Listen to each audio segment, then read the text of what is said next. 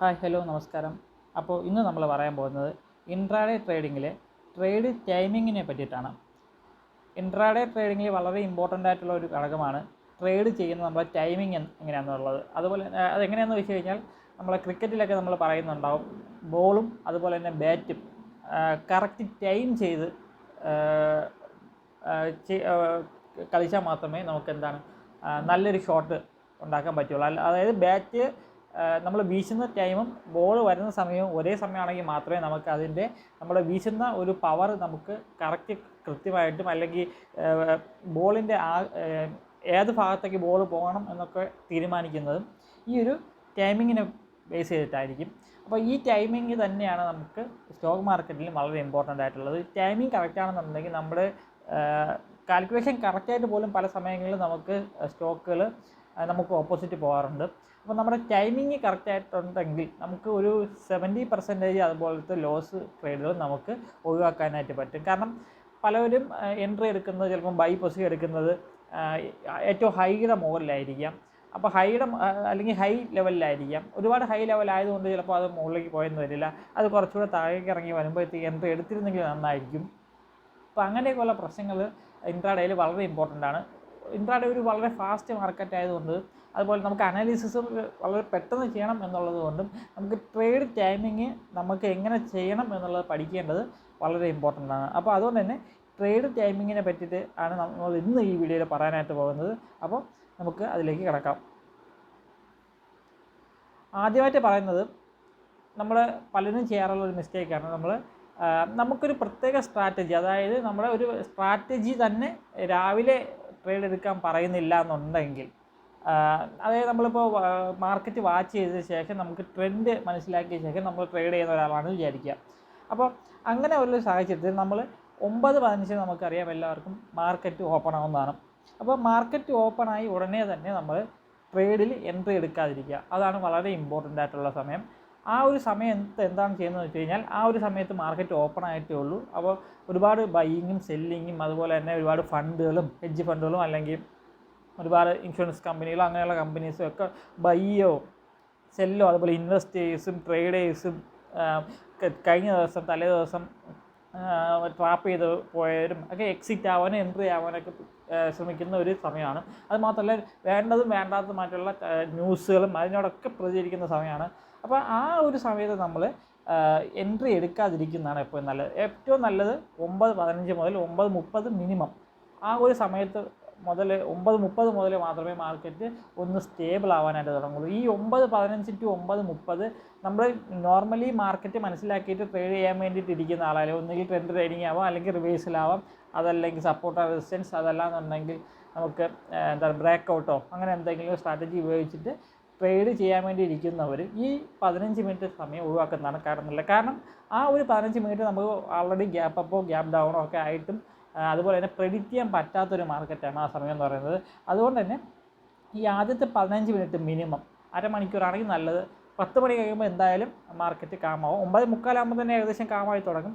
9:30 നമ്മൾ വെയിറ്റ് ചെയ്യേണ്ടത് അതുകൊണ്ട് തന്നെ വളരെ ഇമ്പോർട്ടൻ്റ് ആണ്. അതുകൊണ്ട് മാർക്കറ്റ് ഓപ്പണായി ഉടനെ തന്നെ നമ്മൾ മുകളിലേക്ക് താഴേക്ക് പോകുന്നത് കണ്ടിട്ട് നമുക്ക് ട്രേഡ് എടുക്കാതിരിക്കുക. ഫോർ എക്സാമ്പിൾ, മാർക്കറ്റ് തുടങ്ങി ഉടനെ തന്നെ നമുക്ക് ചിലപ്പോൾ കാണാൻ തോന്നുന്നു നമുക്ക് ഒരുപാട് മുകളിലേക്ക് പോകുന്നത് മനസ്സിലാവും. പക്ഷേ അത് അധികം നേരം അങ്ങനെ നിൽക്കില്ല, സസ്റ്റൈനായിട്ട് നിൽക്കണമെന്നില്ല. അത് താഴേക്ക് മുകളിലേക്ക് പോയിട്ടുണ്ടെങ്കിലും ചിലപ്പോൾ താഴേക്ക് വരാനുള്ള സാധ്യത വളരെ കൂടുതലാണ്. അതുകൊണ്ട് തന്നെ നമ്മൾ ഇമ്മീഡിയറ്റ്ലി ആഫ്റ്റർ ഓപ്പണിങ് നമ്മൾ പൊസിഷൻ എടുക്കരുത്. അടുത്ത രണ്ടാമത്തെ പോയിന്റ് പറയുന്നത്, wait for stocks to settle down, don't enter the stock while moving. അതായത് രണ്ടാമത്തെ പോയിന്റ് പറയുന്നത് ഫസ്റ്റ് പോയിന്റിൻ്റെ ഒരു തുടർക്കഥയായിട്ട് ആണ് പറയുന്നത്. അതായത് നമുക്ക് സ്റ്റോക്കിനെ സെറ്റിൽ ആവാൻ അനുവദിക്കണം. അതായത് നമുക്കറിയാം, രാവിലത്തെ ആ ഒരു റഷിന് ശേഷം സ്റ്റോക്ക് മുകളിലേക്കും താഴേക്കും റാൻഡമായിട്ട് വോളറ്റിലായിട്ട് മൂവ് ചെയ്യാൻ ശ്രമിച്ച ശേഷം അത് കുറച്ച് കഴിയുമ്പോഴത്തേക്ക് സെറ്റിൽ ഡൗൺ ആവാൻ ശ്രമിക്കും. ആ സെറ്റിൽ ഡൗൺ പ്രൈസ് അതിൻ്റെ ആവറേജ് പ്രൈസ് അല്ലെങ്കിൽ അതിൻ്റെ ട്രൂ ഒരു നേച്ചർ വെളിവാക്കുന്ന രീതിയിൽ ചിലപ്പോൾ താഴേക്ക് സെറ്റിൽ ഡൗൺ ആവാൻ നോക്കും, അല്ലെങ്കിൽ മുകളിലേക്ക് സെറ്റിൽ ഡൗൺ ആവാൻ നോക്കും. ഇതിലേതാണ് ചിലപ്പോൾ ന്യൂട്രലായിട്ട് നിന്ന് വരാം. അപ്പോൾ ആ ഒരു സെറ്റിൽ ഡൗൺ സമയത്ത് മാത്രമേ നമ്മൾ ട്രേഡ് എടുക്കാവൂ. എന്നാൽ മാത്രമേ നമുക്ക് നല്ലൊരു പ്രൈസ് നമുക്ക് കാണാൻ പറ്റും. ചിലപ്പോൾ നമ്മൾ ഈ സെറ്റിൽ ഡൗൺ അല്ലാത്ത സമയത്ത് എടുക്കുകയാണെന്നുണ്ടെങ്കിൽ നമ്മൾ 450 രൂപയ്ക്ക് പർച്ചേസ് ചെയ്യാൻ വേണ്ടി മാർക്കറ്റ് സ്ക്രീനിൽ കണ്ടിട്ടുള്ളത് നമ്മൾ പർച്ചേസ് ചെയ്യുന്നത് ചിലപ്പോൾ 480-85 ആയിരിക്കും. അത്ര ഒരു ഡിഫറൻസ് പോലും വന്നേക്കാം.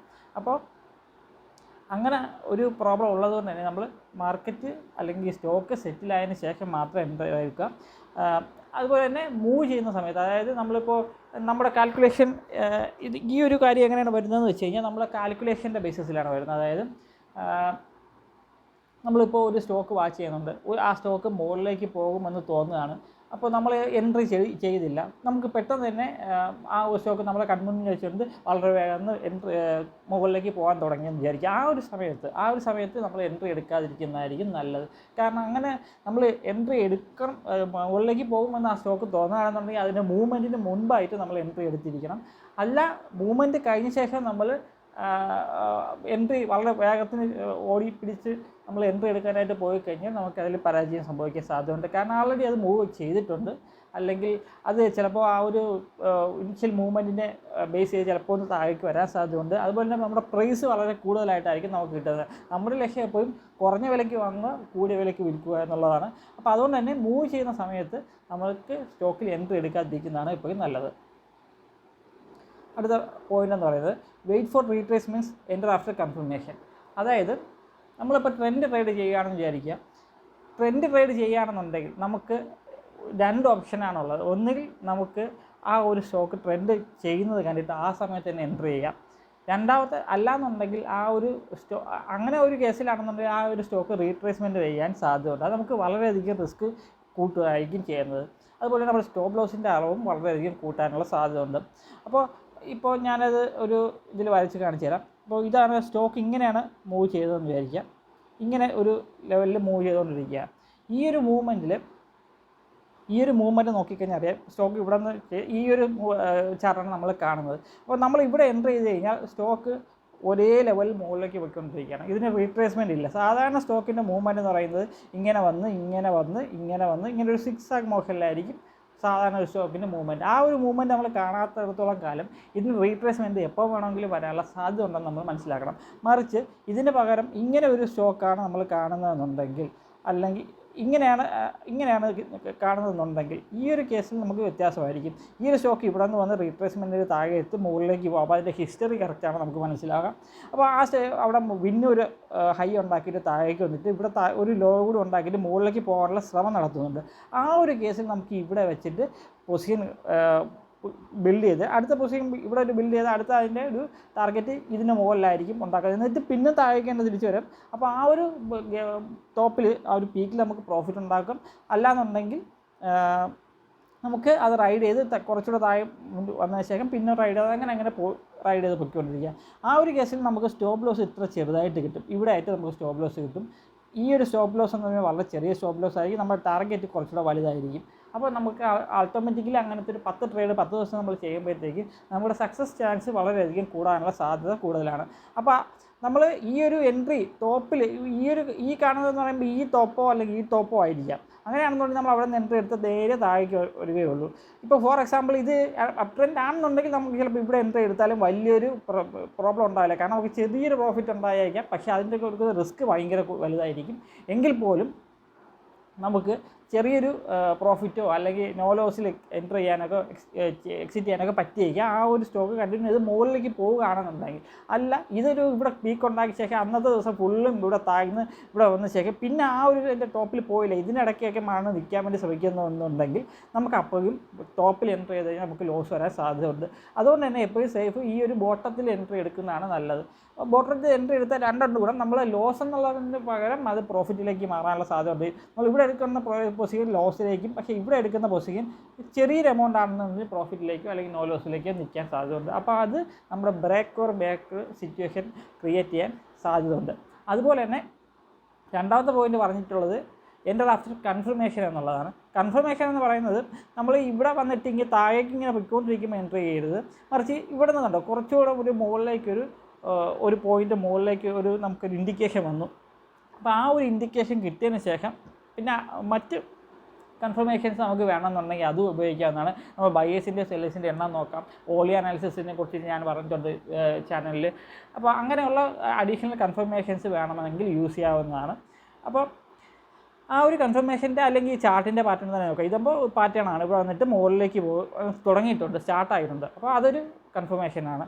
അപ്പോൾ അങ്ങനെയുള്ള അഡീഷണൽ കൺഫർമേഷൻ്റെ ബേസിസിൽ കൂടി നിങ്ങൾ സ്റ്റോക്ക് എടുക്കുകയാണെന്നുണ്ടെങ്കിൽ നിങ്ങൾക്ക് ഒരു മാസം എടുക്കാൻ പറ്റുന്ന സ്റ്റോക്കുകളുടെ പൊസിഷൻ്റെ എണ്ണം ലിമിറ്റഡ് ആണെങ്കിൽ പോലും നമുക്ക് ഓവറോൾ നല്ലൊരു പ്രോഫിറ്റ് തന്നെ മന്ത് എൻഡിൽ ഇൻട്രാഡേ ട്രേഡിൽ നിന്ന് നമുക്ക് നേടിയെടുക്കാനായിട്ട് പറ്റും. അടുത്ത് പറയാനുള്ള nature of common movements of സ്റ്റോക്സിനെ പറ്റിയിട്ടാണ്. അതായത് നമ്മുടെ ഇൻട്രാഡേ മാർക്കറ്റിൽ എത്ര പേര് ശ്രദ്ധിച്ചിട്ടുണ്ടാവും എന്നറിയില്ല. ബിഗിനേഴ്സിന് വളരെ ഗുണകരമായിട്ടുള്ള ഒരു കാര്യമാണ് ഈ പറയാൻ പോകുന്നത്. ഒരുപാട് എക്സ്പീരിയൻസ് ആയിട്ടുള്ള അല്ലെങ്കിൽ കുറേ നാളായിട്ട് ട്രേഡ് ചെയ്തുകൊണ്ടിരിക്കുന്ന ആൾക്കാർക്ക്, ആക്റ്റീവായിട്ട് മാർക്കറ്റ് വാച്ച് ചെയ്യുന്ന ആൾക്കാർക്ക് ഈ ഒരു കാര്യം ഞാൻ പറയുന്നത് എന്തായാലും അറിയായിരിക്കും. ഇൻട്രാഡേയിൽ നമ്മുടെ സ്റ്റോക്കുകൾ എപ്പോഴും മൂവ് ചെയ്യുന്ന ഒരുപോലെ അല്ല. അതിന് പ്രത്യേക സമയങ്ങളിൽ പ്രത്യേക രീതികളിലാണ് മാർക്കറ്റ് മൂവ് ചെയ്യുന്നത്. അതിൻ്റെ ആ ഒരു ഘട്ടം എങ്ങനെയാണെന്ന് ഞാൻ പറഞ്ഞുതരാം. 9:15 മുതൽ 9:30 വരെ, 9:15 മാർക്കറ്റ് ഓപ്പണിംഗ് ആണ്. 9:30 ഒരു മെസ്സി സിറ്റുവേഷൻ ആയിരിക്കും. അന്ന് ഞാൻ നേരത്തെ പറഞ്ഞ പോലെ തന്നെ മുകളിലേക്കും താഴേക്കും റാൻഡമായിട്ട് അങ്ങോട്ടും ഇങ്ങോട്ടും ബൈയിങ് സെല്ലിങ്ങും ഒക്കെ നടക്കുന്ന ഒരു സമയമാണ് ഈ സമയം. ആ സമയം നമ്മൾ മാക്സിമം ഒഴിവാക്കുന്നതായിരിക്കും നല്ലത്. നമ്മുടെ സ്ട്രാറ്റജി അങ്ങനെ പറയുന്നില്ല എന്നുണ്ടെങ്കിൽ, ഞാൻ തന്നെ ഇതിനകത്ത് പല സ്ട്രാറ്റജീസും പോസ്റ്റ് ചെയ്തിട്ടുണ്ട്. ഫോർ എക്സാമ്പിൾ AMO അതുപോലെ വർക്കിംഗ് പ്രൊഫഷൻസിന് വേണ്ടിയിട്ടൊക്കെ സ്ട്രാറ്റജി പറഞ്ഞിട്ടുണ്ട്. അത് വ്യത്യാസമാണ്. അത് ആ സ്ട്രാറ്റജി തന്നെ പറയുന്നുണ്ട് നമുക്ക് ആ സമയത്ത് എൻട്രി ചെയ്താൽ ഉള്ള ഗുണങ്ങളെ പറ്റിയിട്ട്. ആ സ്ട്രാറ്റജിക്ക് അനുസരിച്ച് മുന്നോട്ട് പോകുക. കാരണം ആ സ്ട്രാറ്റജിയുടെ അത്തരം സിറ്റുവേഷൻസ് പരിഹരിക്കാനുള്ള മാർഗ്ഗങ്ങളും ആ സ്ട്രാറ്റജിയുടെ കയ്യിലുണ്ട്. ഞാൻ പറയുന്നത് നോർമലായിട്ടുള്ള മാർക്കറ്റുകളിൽ നമ്മൾ സാധാരണ മാർക്കറ്റ് നിരീക്ഷിച്ച് ട്രെൻഡ് ട്രേഡിങ്ങോ അങ്ങനെ എന്തെങ്കിലും ട്രേഡിങ് നടത്താൻ വേണ്ടി ഉദ്ദേശിക്കുന്നവർ ഈ ഒരു 9:15 to 9:30 സമയം എന്നുള്ളത് ഒഴിവാക്കുന്നതായിരിക്കും നല്ലത്. അടുത്തത്, ഈ ഒരു സമയത്ത് മാർക്കറ്റ് എങ്ങോട്ട് പോകണം എന്നൊക്കെ ഡിസൈഡ് ചെയ്യുന്ന, അല്ലെങ്കിൽ എത്ര അളവിൽ ഒരു മൊമെൻറ്റം ഉണ്ടാവും, മുകളിലേക്കാണോ താഴേക്കാണോ ന്യൂട്രലാണോ അങ്ങനെയൊക്കെ ഡിസൈഡ് ചെയ്യുന്ന ഒരു സമയമാണ് 9:15 എന്ന് പറയുമ്പോൾ. ആ ഒരു ഡിസിഷന് ശേഷമാണ് നമുക്ക് എന്ത് ചെയ്യേണ്ടത്. അടുത്തത് 9:30 to 11:30 AM എന്നുള്ള സമയമാണ്. 9:30 ഒക്കെ ആകുമ്പോഴത്തേക്ക് ഏകദേശം മാർക്കറ്റ് നമുക്ക് സെറ്റിലായി കിട്ടും. മാർക്കറ്റ് സെറ്റിലായി കിട്ടിയ ശേഷം മാർക്കറ്റ് ഏതാണോ അതിൻ്റെ ഡയറക്ഷൻ, ആ ഒരു ഡയറക്ഷനിലേക്ക് പോകാനായിട്ട് തുടങ്ങും. ഇപ്പോൾ 9:15 to 9:30 ചിലപ്പോൾ ഹൈ പോയ സ്റ്റോക്കുകൾ ചിലപ്പോൾ അതിൻ്റെ ഡയറക്ഷൻ ചേഞ്ച് ചെയ്ത് താഴേക്ക് വരണമെന്നിരിക്കും. അപ്പോൾ അത് 9:30, അതായത് 9:15 മുതൽ 9:30 വരെയുള്ള 15 മിനിറ്റിൽ ചിലപ്പോൾ ഒരു 5-6% മുകളിലേക്ക് പോയേക്കാം. ആ സ്റ്റോക്ക് വൈകുന്നേരം നോക്കുമ്പോഴത്തേക്ക് നമുക്ക് -1%, 2% ഇതിലേക്ക് കാണാം. ആ ഒരു ഇനിഷ്യലായിട്ടുള്ള ഒരു ഓവർബോട്ട് സിറ്റുവേഷനിൽ നമുക്ക് ചിലപ്പോൾ 5-6% വരെ പോയിട്ടുണ്ടെങ്കിലും അത് പിന്നീട് അതിൻ്റെ യഥാർത്ഥ ഒരു സ്വഭാവം മനസ്സിലാകുന്ന 9:30 എന്നുള്ള സമയത്താണ് തുടങ്ങുന്നത്. ആ 9:30 to 11:30 എന്നുള്ള സമയം, ആ ഒരു സമയത്തായിരിക്കും ഒരു മാർക്കറ്റിൻ്റെ സെക്കൻഡറി ആയിട്ടുള്ള രണ്ടാമതൊരു ട്രെൻഡ് വരാൻ പോകുന്നത്. ആദ്യത്തെ ട്രെൻഡ് മെസ്സി ആയിരിക്കും, എങ്ങോട്ട് വേണം സംഭവിക്കാം, നമുക്കത് പ്രവചിക്കാൻ പറ്റില്ല. രണ്ടാമത്തെ ട്രെൻഡ് സംഭവിക്കുന്നത് ഈ 9:30 മുതൽ 11 മണി വരെ ആയിരിക്കും, 11:30 വരെ ആയിരിക്കും. ഈ രണ്ടാമത്തെ ട്രെൻഡ് എന്ന് പറയുന്നത് ഒന്നുകിൽ ആ ഫസ്റ്റ് ട്രെൻഡിൻ്റെ തന്നെ കണ്ടിന്യൂഷൻ ആയിരിക്കാം, അല്ലെങ്കിൽ അതിൻ്റെ റിവേഴ്സിലായിരിക്കാം. ഇതല്ലെങ്കിൽ സ്റ്റോക്ക് ന്യൂട്രലായിട്ട് തുടരാനായിട്ട് തീരുമാനിച്ചേക്കാം. അപ്പോൾ ആ ഒരു സമയം നമ്മൾ വാച്ച് ചെയ്ത് കഴിഞ്ഞാൽ നമുക്ക് സ്റ്റോക്കിൻ്റെ ട്രൂ നേച്ചർ നമുക്ക് മനസ്സിലാക്കാനായിട്ട് പറ്റും. ആ ഒരു സമയം സ്റ്റോക്കുകളെ വളരെ വലിയൊരു ട്രെൻഡ് ചെയ്യുന്ന സമയം, ചില സ്റ്റോക്കുകൾക്ക് വളരെ വലിയൊരു ട്രെൻഡ് ചെയ്തേക്കാം. അതായത് ഒരുപാട് താഴെ നിൽക്കുന്ന സ്റ്റോക്കുകളൊക്കെ ചിലപ്പോൾ വളരെ വലിയ ട്രെൻഡ് ചെയ്ത് മുകളിലേക്കൊക്കെ വരാൻ സാധ്യതയുണ്ട്. അതുപോലെ തന്നെ മുകളിൽ നിൽക്കുന്ന സ്റ്റോക്കുകൾ താഴേക്ക് വരാനുള്ള സാധ്യതകളൊക്കെ ഉണ്ട്. ആ ഒരു സമയമാണ് 9:30 to 11:30 എന്ന് പറയുന്നത്. 11:30 to 2:30 എന്ന് പറയുന്നത് പൊതുവേ ന്യൂട്രലായിരിക്കും. സോ പൊതുവേ നമ്മൾ ന്യൂട്രൽ എന്ന് പറയുമ്പോഴത്തേക്കും ഞാൻ നേരത്തെ പറഞ്ഞു കഴിഞ്ഞാൽ ഈ ഒരു റീട്രേസ്മെൻറ്റൊക്കെ സംഭവിക്കുന്നത്, മുകളിലേക്ക് പോയിട്ട് താഴേക്ക് വരുന്ന റീട്രേസ്മെൻറ്റൊക്കെ സംഭവിക്കുന്നത് ഈ ഒരു സമയത്തായിരിക്കും. ഈ സമയത്ത് കുറച്ച് പ്രോഫിറ്റ് ബുക്കിങ്ങും വലിയൊരു ട്രേഡിംഗ് ആക്ടിവിറ്റി നടക്കാത്ത ഒരു സമയമായിരിക്കും. അല്ലെങ്കിൽ മെയിൻ ആക്ടിവിറ്റി അല്ല, ഫോർ എക്സാമ്പിൾ പ്രോഫിറ്റ് ബുക്കിങ്ങോ അങ്ങനെയൊക്കെ ഉള്ള കാര്യങ്ങൾ നടക്കുന്നൊരു സമയമായിരിക്കും ഈ ഒരു 11:30 to 2:30 എന്ന് പറയുന്നത്. ഇതിനിടയ്ക്ക് തന്നെ പിന്നും വേണമെങ്കിൽ സബ്ബായിട്ട് നമ്മൾ ഡിവൈഡ് ചെയ്യാം. പക്ഷേ മെയിനായിട്ട് നമ്മൾ നോക്കുമ്പോഴത്തേക്ക് ഈ ഒരു 11:30 to 2:30 പൊതുവേ വലിയ മൂവ്മെൻ്റ് ഒന്നും ഇല്ലാതെ, ഇപ്പോൾ 10% മൂവ് ചെയ്ത സ്റ്റോക്ക്, രാവിലെ മൂവ് ചെയ്ത സ്റ്റോക്ക് ഈ ഒരു 11:30 to 2:30 എന്ന് പറയുമ്പോഴത്തേക്കും കൂടുതലും റീട്രേസ്മെൻ്റ് ആയിരിക്കും നടക്കുന്നത്. അതിനകത്ത് 10%-ത്തിനകത്തുള്ള റീട്രേസ്മെൻ്റ് ആയിരിക്കും നടക്കുന്നത്. എത്ര പെർസെൻറ്റേജ് ആ ഒരു സ്റ്റോക്ക് അന്നത്തെ വോളറ്റിലിറ്റി എങ്ങനെ ഉണ്ട് എന്നതിനനുസരിച്ചിരിക്കും ബാക്കി അതിൻ്റെ ഒരു ചെറിയ മൂവ്മെൻറ്റ്. എന്തായാലും ഇത്ര കാര്യം മനസ്സിലാക്കുക, ചെറിയ രീതിയിലുള്ള മൂവ്മെൻറ്റ്, അതായത് നമുക്ക് പ്രോഫിറ്റ് ഉണ്ടാക്കാൻ വേണ്ടിയിട്ട് ഉള്ള മൂവ്മെൻറ്റ് വളരെ കുറവായിരിക്കും. ചെറിയ രീതിയിലുള്ള, അല്ലാതെ ഒരു സിക്സ് മോഷനിൽ ന്യൂട്രൽ പൊസിഷനിൽ മുകളിൽ താഴെ അങ്ങനെ നിൽക്കാനുള്ള സാധ്യതയാണ് ഈ ഒരു സമയത്ത്. ഈ ഒരു സമയത്ത് മാർക്കറ്റ് പോയി കഴിഞ്ഞാൽ നിങ്ങൾക്ക് മനസ്സിലാവും ഒരുപാട് സ്റ്റോക്കുകളുടെ മൂവ്മെൻറ്റ് വളരെ കുറഞ്ഞിട്ടും ഉണ്ടാകും. അപ്പോൾ ഇനി 2:30 to 3:30 സമയമാണ് ക്ലോസിങ്ങിന് ആ ഒരു സമയം. ആ ഒരു സമയത്ത് സ്റ്റോക്കുകൾ സംഭവിക്കുന്നത് എന്താണെന്ന് വെച്ച് കഴിഞ്ഞാൽ സ്റ്റോക്കുകളുടെ മൂവ്മെൻറ്റ് പിന്നും പഴയതുപോലെ കൂടും. ആ ഒരു സമയത്ത് ഒന്നുകിൽ സ്റ്റോക്ക് റിവേഴ്സ് പോവാം, അതുവരെ വന്ന ട്രെൻഡിന് റിവേഴ്സ് പോവാം, അതല്ലാന്നുണ്ടെങ്കിൽ ആ ഒരു ട്രെൻഡ് കുറച്ചുകൂടെ കണ്ടിന്യൂ ചെയ്യാം. അതല്ലാന്നുണ്ടെങ്കിൽ 11:30 to 2:30 എന്നുള്ള ഈ ഒരു ഞാൻ കാണിച്ചിട്ടുള്ള പോലെ റീട്രേസ്മെൻറ്റ് താഴെ വന്നത് തിരിച്ച് ഈ ഒരു സമയത്തായിരിക്കും മിക്കവാറൊക്കെ മുകളിലേക്ക് കയറി അടുത്ത ഹൈയോ അല്ലെങ്കിൽ നേരത്തെ കണ്ട ഇത് അടുത്തൊക്കെ പോകുന്നതിനുള്ള സാധ്യത ഉള്ളത്. അതായത് ആ ഒരു ട്രെൻഡ് റിസ്യൂം ചെയ്ത് ആ ഒരു റീട്രേസ്മെൻറ്റ് കംപ്ലീറ്റ് ചെയ്ത് ആ ഒരു ട്രെൻഡ് റിസ്യൂം ചെയ്തിട്ട് മുകളിലേക്ക് പോകുന്ന സമയം അതാണ് 2:30 to 3:30. ഈ സമയത്തെ ട്രെൻഡും വളരെയധികം വലുതായിരിക്കും, ഇമ്പോർട്ടൻറ്റും ആയിരിക്കും. വളരെ ക്വിക്കായിട്ടുള്ള പ്രോഫിറ്റ് ഉണ്ടാക്കാൻ നമുക്ക് പറ്റിയ സമയം ഈ 9:30 to 11:30, അതുപോലെ തന്നെ 2:30 to 3:30.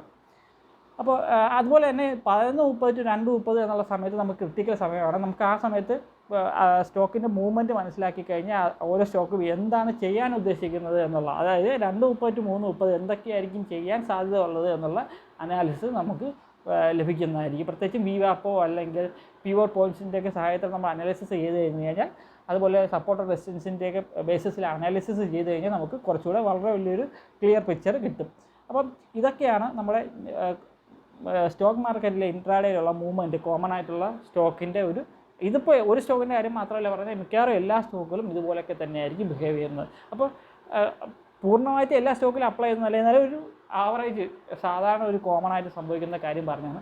ഇതൊക്കെയാണ് നമ്മൾ ഇൻട്രാഡേ ട്രേഡിംഗ് നമ്മുടെ ടൈമിങ് കറക്റ്റ് ആക്കാൻ വേണ്ടിയിട്ട് നമുക്ക് അറിഞ്ഞിരിക്കേണ്ട വളരെ ഇമ്പോർട്ടൻറ്റ്, സക്സസ് ആവാൻ വേണ്ടിയിട്ട് അറിഞ്ഞിരിക്കേണ്ട വളരെ ഇമ്പോർട്ടൻ്റ് ആയിട്ടുള്ള കുറച്ച് കാര്യങ്ങളാണ് ഞാനിപ്പോൾ പറഞ്ഞത്. അപ്പോൾ ഇത് എല്ലാവരും മനസ്സിലാക്കിയ ശേഷം മാത്രം അടുത്ത ദിവസങ്ങളിൽ ട്രേഡ് ചെയ്ത് കഴിഞ്ഞാൽ നിങ്ങളുടെ ഒരു